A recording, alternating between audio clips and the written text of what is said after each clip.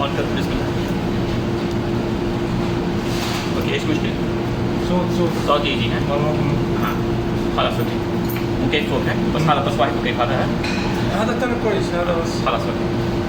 اوكي الكمبيوتر नीचे रख दो صورة ستاس पे रखकर ستاس درجة حرارة وخلاص اوكي. ओके तो कंप्लेंट ये है कि कूलिंग सही नहीं कर रहा है, कूलिंग सही नहीं कर रहा है और साउंड आ रहा है। सबसे पहले एक बात यहाँ बता दें, देखो जिसने भी ये वायर लगाया है देखो कितना गलत है ये। यहाँ पर वाइब्रेशन से उसका जब इंसुलेशन निकल जाएगा तो बिग ब्लास्ट हो सकता है। यहाँ पर ध्यान देना चाहिए। हाँ कम से कम वहाँ रबर पैड का तो इस्तेमाल करें, ये बहुत साइड पे ऐसे मिलेगा। तो एक बात को यहाँ पर अब यहाँ पर साउंड पे ध्यान दीजिए, कच ना कर रहा ना एक कच कच कच कच कच कच कच। हाँ तो ये है तो इसलिए क्योंकि आपका जब हवा कम होगा, हवा कम हो जाएगा तो जाहिर है कि आपका फ़ैन का स्पीड कम होगा, फ़ैन का स्पीड कम होगा तो कूलिंग कम होगा, क्योंकि धीरे धीरे प्रेशर ड्रॉप करेगा, आइस बनेगा और कूलिंग कॉइल पे ये होगा। तो पहले बेल्ट खोलते हैं और बेल्ट खोल के चेक करते हैं कि साउंड क्यों आ रहा है। तो मैंने पहले बताया सीधा ऑफ करने के लिए ब्रेकर का इस्तेमाल भी कर सकते हैं या ऐसे निकाल के खाली जगह पे जामिल दिया है। अभी इसके लिए दिया किसके लिए, लेकिन दिया है। ओके पैनल वर्क को निकालो जी भैया। हाँ क्या बात है, पूरा देखो ऐसा है पानी पानी। ओके ठीक है चलो ओके। आ देखो यहाँ पर वो पानी ड्रेन पैन में जमा हो जा रहा है। तो ड्रेन पैन में पानी जमा होने का जो रीज़न है पहले ही बोला है कि भाई ड्रेन पाइप लगाना पड़ेगा उसके डिज़ाइन के हिसाब से, नहीं तो पानी जमेगा। आपको पानी कितना जमा है, ऐ देखो पानी देखो माशाल्लाह देखो कितना। हाँ अच्छा वो छोटा नाव होता तो तैरा सकता था।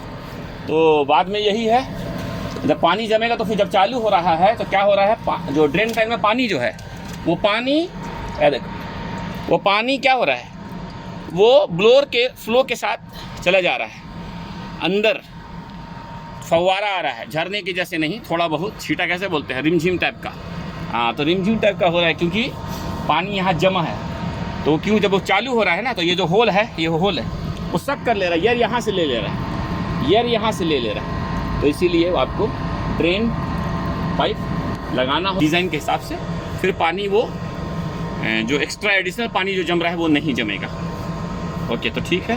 हाँ ये देखिए अब रहा साउंड का जो आवाज़ है, ये देखिए तो साउंड करेगा ही, जाहिर है इतना ज़्यादा है ये लूज़ हो गया है।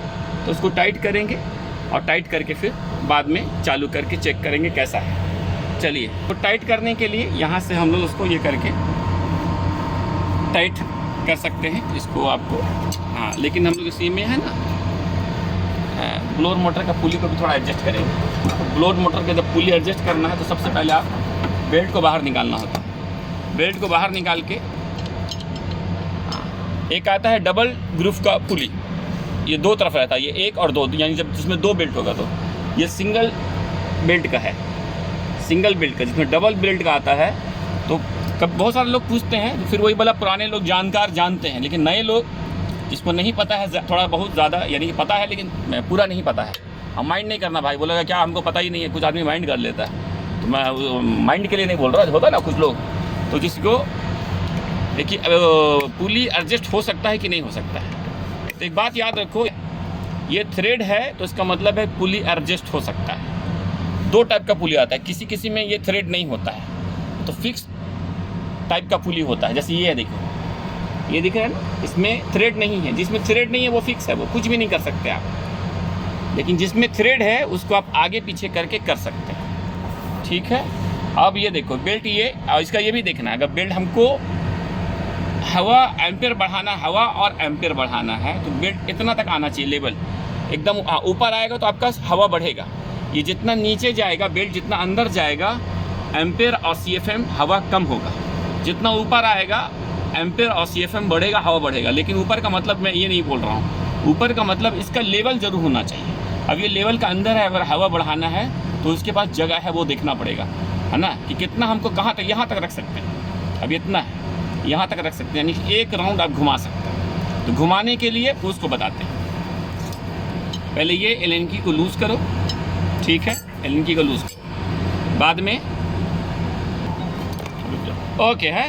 तो जब पहले इसको लूज़ करो, बाद में इसको ध्यान रखो, ये है ना ये लॉक, क्योंकि यही इसको लॉक किया हुआ है, इसको निकालो, इसको निकाला, हाँ लूज़ करेंगे तब निकलेगा, निकाल दिया आप इसको, जो इसका लॉक है सेम लॉक है, यानी कि वो जब लग जाएगा तो फिर वो मूव नहीं होगा, तो सेम वो आपका पुली का जो वो लॉक है वो। ओके, बाद में ये आप इसको घुमा के लाना है, ये है ना सेम एक राउंड घुमा के लाना है, क्योंकि ज़रूरत नहीं है, मैं सिर्फ समझा रहा हूँ। हाँ मुझे यहाँ पर क्योंकि ओके था, लेकिन किसी भाई ने अभी हाल फिलहाल पूछा था इसके लिए, तो इसको घुमा के लाना है।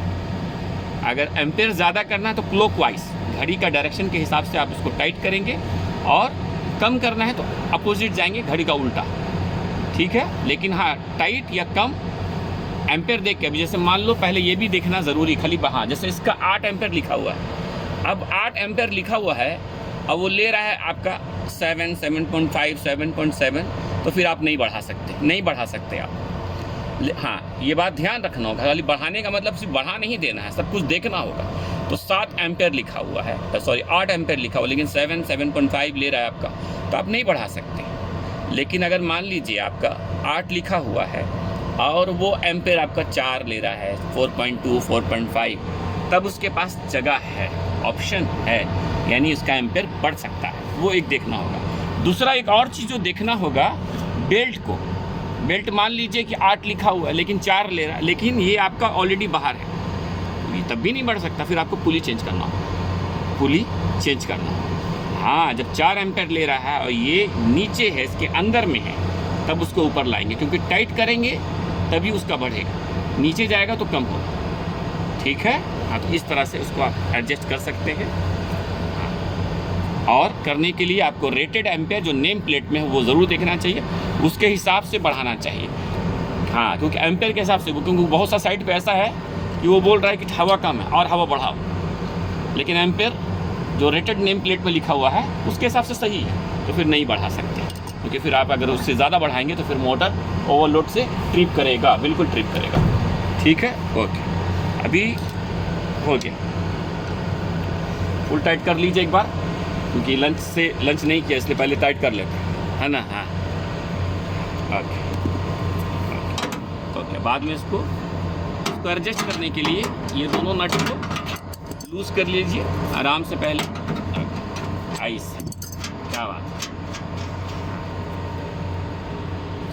सेम क्लॉकवाइज, सेम घड़ी डायरेक्शन पे आपको क्लॉकवाइज टाइट करेंगे, ये टाइट करेंगे घड़ी तो टाइट होगा, ओके, घड़ी का उल्टा लूज होगा, लेकिन कुछ इसी का चेंज होता है, लेकिन अक्सर 90% यही डायरेक्शन पे होता है, यानी टाइट करने से टाइट होता है, लेकिन हर कंपनी अपने हिसाब से आगे पीछे करता है, चेंज कर देता है। लेकिन स्पेशली जामिल की आप अगर टाइट करेंगे तो वो टाइट होगा, ओके।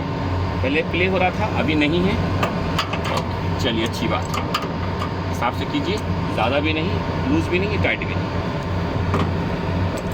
हो गया, ये होने के बाद इसको फुल टाइट करना नहीं बोले, क्योंकि नहीं तो फिर वो मूव करेगा, क्योंकि वही उसका चेक नट है, सेम आप लॉक नट भी बोल सकते हैं उसको, ओके।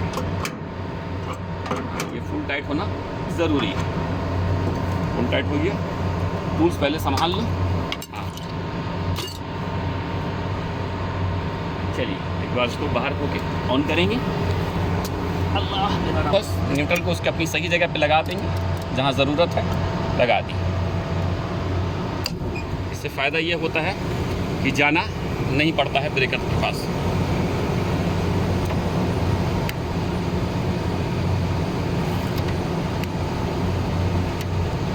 हाँ ओके, एम्पेयर देखिए, हाँ इसका एम्पेयर आपका 8 लिखा हुआ था, 6.9 ले रहा है, यानी सही है, एम्पेयर को कुछ करने की ज़रूरत नहीं, ठीक है। कंप्रेसर वगैरह चलने दीजिए, फिर बाद में, हाँ ओके, एम्पेयर सब सही है। और जो प्रॉब्लम क्या था, साउंड का प्रॉब्लम था, साउंड और कूलिंग का, क्योंकि आपका वही है कि आपका जो साउंड क्यों आ रहा था, बेल्ट लूज़ होने की वजह से। बेल्ट जब लूज़ था तो आपका CFM कम हो गया, हवा का स्पीड कम हो गया, जिसकी वजह से कूलिंग कम हो गया, ठीक है। तो अभी साउंड नहीं आ रहा है क्योंकि बेल्ट का टाइट कर दिए हैं। तो साउंड आने का रीज़न ये था, कोई और रीज़न नहीं था, कस्टमर कह रहा था कि बेयरिंग वगैरह का प्रॉब्लम है, ऐसा नहीं है, ठीक है।